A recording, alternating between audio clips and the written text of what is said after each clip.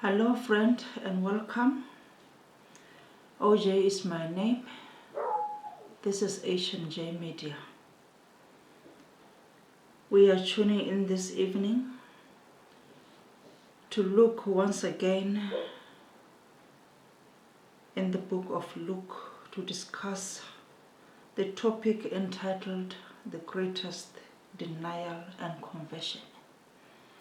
Obviously, when we talk of denial, we know that we are talking of the story of Peter's denial and his conversion. So we are going to jump into our study this evening. We are taking our text from John chapter 13, verse 37 and 38. 37 reads thus, Peter said unto him, Lord, why cannot I follow thee now? I will lay down my life for thy sake. 38. Jesus answered him, Wilt thou lay down thy life for my sake?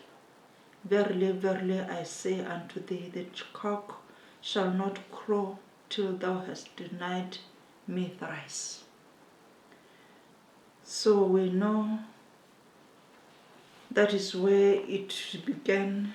Jesus was warning Peter and the 10 disciples about his death, that he's going to be taken away. And Peter is professing his faith to follow Christ and to lay down his life for him. But Jesus is saying, really, before the cock crows, you will have denied me 3 times. So we are jumping to the book of Luke chapter 22, where we are going to take that incident, that story, when Jesus was taken. We'll read from verse 54. It says, Then took they him and led him and brought him into the high priest's house, and Peter followed afar off. So they took Jesus, the soldiers, as we know, after he was betrayed by Judas. They took him away, and first we are told Peter followed afar off. The Peter who took a merchant and cut the ear of one of the soldiers who came to take Christ. And it's the same Peter now who is following afar off. This is a sign that he is now afraid for his life. He's now turning his back, doesn't want to be associated with the man who has been taken away. Verse 55 says, And when they had kindled a fire in the midst of the hall, and were sat down together, Peter sat down among them. We see him now going further and further away and apart from Christ. First, he started following afar off. Now, when the enemies make fire and sit around the fire, he comes and sits around them. He wants to belong with them. He is now moving away and afar from his master. He wants to belong to the enemies who have just taken his master. He is conversing with them. He is sitting around the fire with them. He has now become part of them. He's in their company. Despite that, one identified him as Christ's disciple. And that is when now the denying starts. He denied that he doesn't know Christ. Another came and also identified him as the disciple of Christ. He denied it the second time. And the third person also identified him. And this one is the one who has cut his ear before.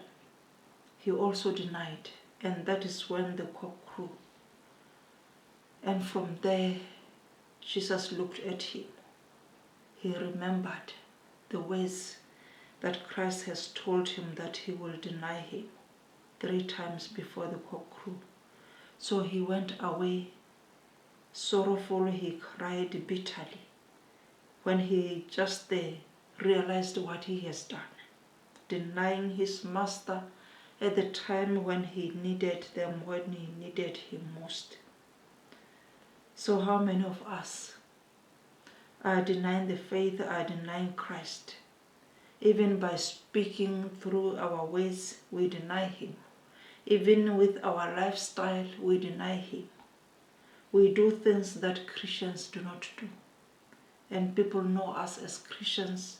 People see us going to church and they expect a certain behavior from us. But when they see us doing things that we are not supposed to do, they ask themselves questions and we deny.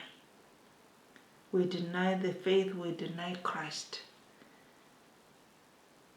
But we see a turnaround.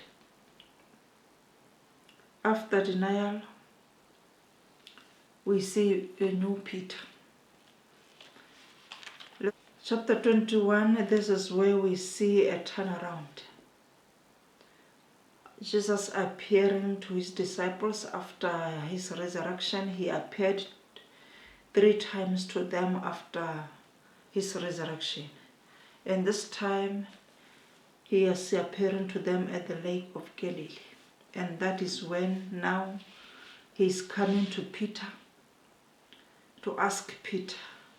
Verse 15 of chapter 21 says, So when they had dined, Jesus said to Simon Peter, Simon, son of Jonas, lovest thou me more than this?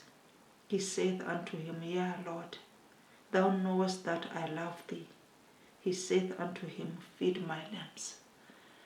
So he asked Peter the same question 3 times, still saying, Feed my sheep, feed my sheep. So this was a heart-searching question to Peter. The Peter who denied him 3 times.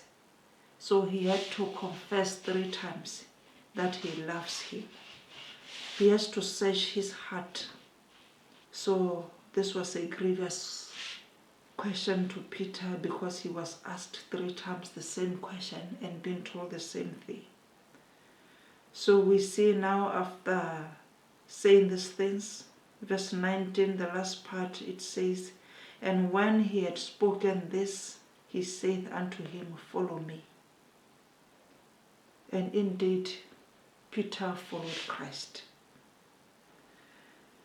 The Peter we know, the once restless, boastful, self-confident disciple, he's now humble, subdued, and contrite.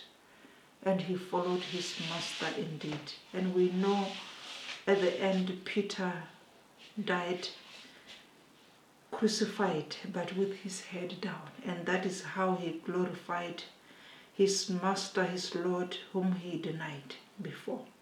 That is verse 18 when Jesus foretold him how he's going to die, to glorify him. So we see the Peter who denied the master now being the greatest disciple who was given the responsibility even to strengthen the brethren when he was converted. Because at one point Christ told him, when you are converted, strengthen your brethren.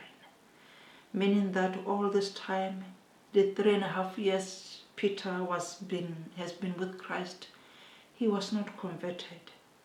And at the end, that is where we see his conversion. He's a changed man, ready now to follow Christ and to take care of his sheep. Many a times we deny the Lord, in many times, in many ways. We are found in places where we are not supposed to be. We do things that we are not supposed to do as Christians. But people do not forget. Even if they may see you in certain places or doing things they still remember, or we saw this person going to church, we know this person is a Christian, and they will ask themselves. But many times, regardless of how many times we have denied the Lord, if we can come back to Him like Peter, He's opening His arms. His arms are open to receive us, and He's still saying, come unto me. It does not matter how you have denied Him, what you have done, whether you have messed big time in your life and denied Him. He's still opening His arms and calling you back to come back to Him. Like the prodigal son who went away and messed up, he still came back to his father and he welcomed him. Even us today, it does not matter what we have done. Christ is still waiting for us. Christ is still pleading with our hearts to come back to Him and to be converted and to be saved. So my brother, my sister, it does not matter. It does not matter really. What matters is that you come back to Christ. He's waiting for you even now, even today. Do not be ashamed. Just come back as you are. He's ready to receive you. Thank you very much for watching. Thank you very much for your time. Please share if you have been blessed by this message. Subscribe to our channel for many more messages. Thank you.